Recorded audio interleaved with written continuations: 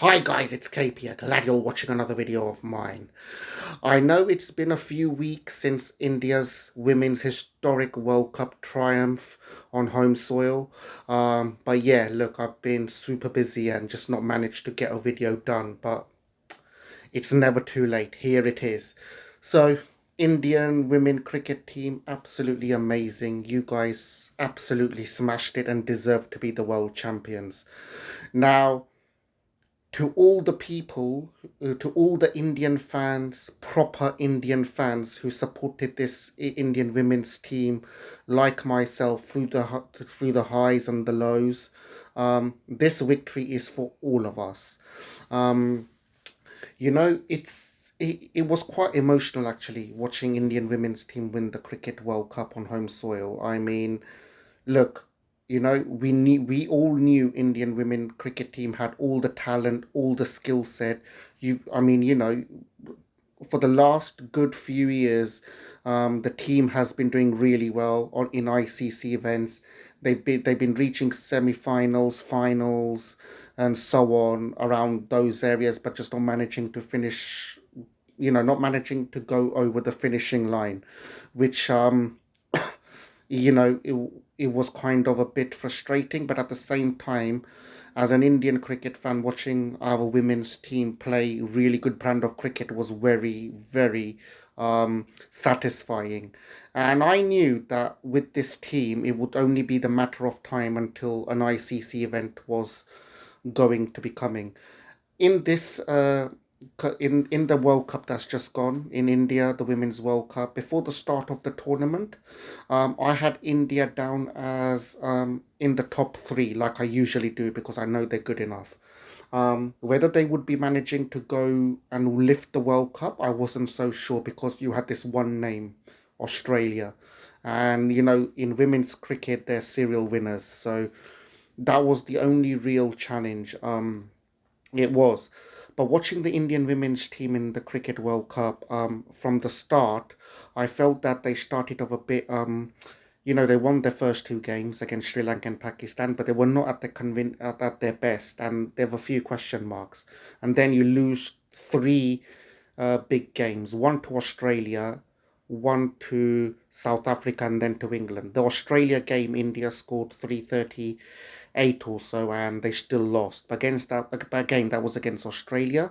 You can understand, but a loss was a loss.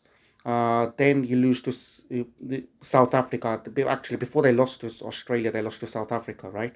So that was another game which India should have. Well, that was a game that India should have won, but um, South Africa batted really well towards the end of that game to snatch a victory out of India's hands. And then against England, India had the chase under control, but they threw it away. Now that game really hurt India because that was the game that you felt India should have actually gone on to win the game.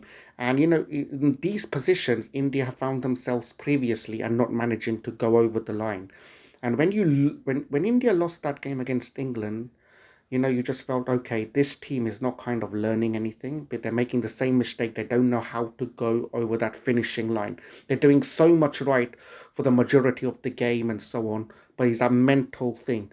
And that was another thing which I questioned India about if they can go on to win the Women's World Cup, was that because of the fact that the skill set and everything is there, but you're just not quite sure whether they've got the mindset and the toughness to actually finish off, games.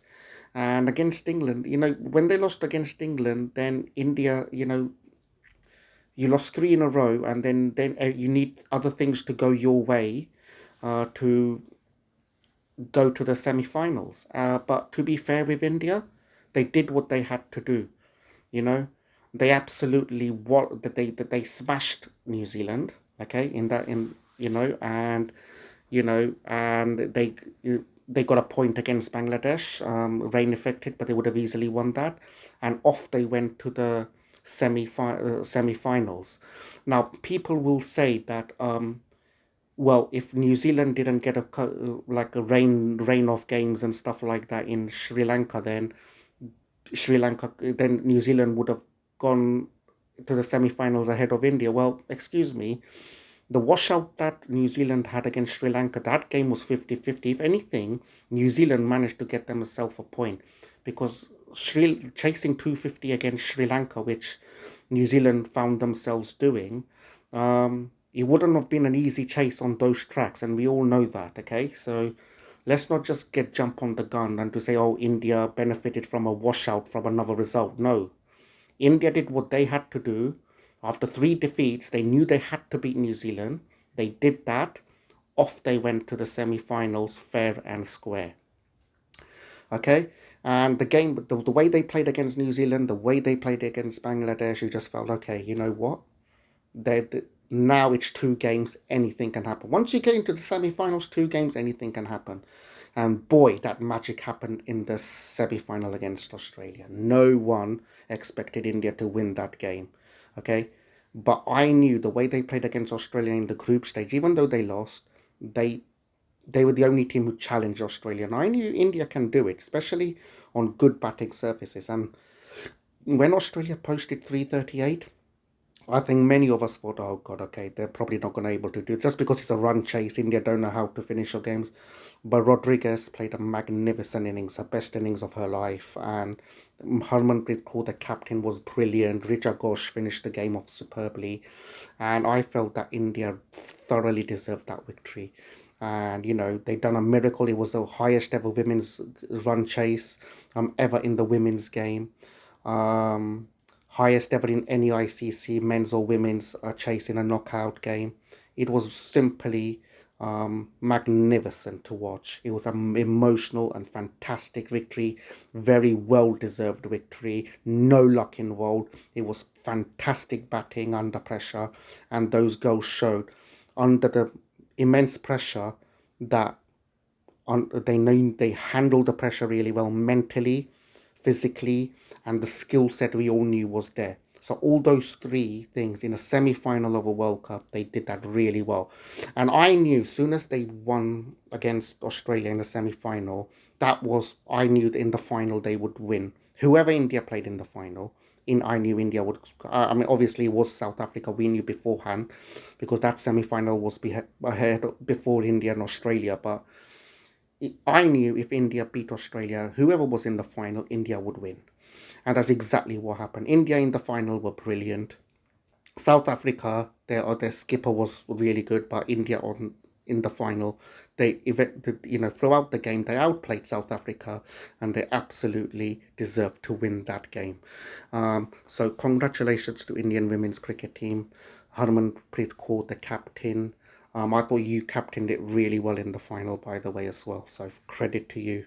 You had plenty of stick before in the World Cup, but that was fantastic captaincy in the final where it really mattered. And India, overall, women's team, the women's game is just going to go to a next level now that women's have won a World Cup. It's going to take to a next stage now, and I cannot wait to see that evolve even further than what it is today. And well done, Harmanpreet Kaur and the team, the entire nation, Indian nation, and in billions of Indian fans. You made very very happy and plenty of memories.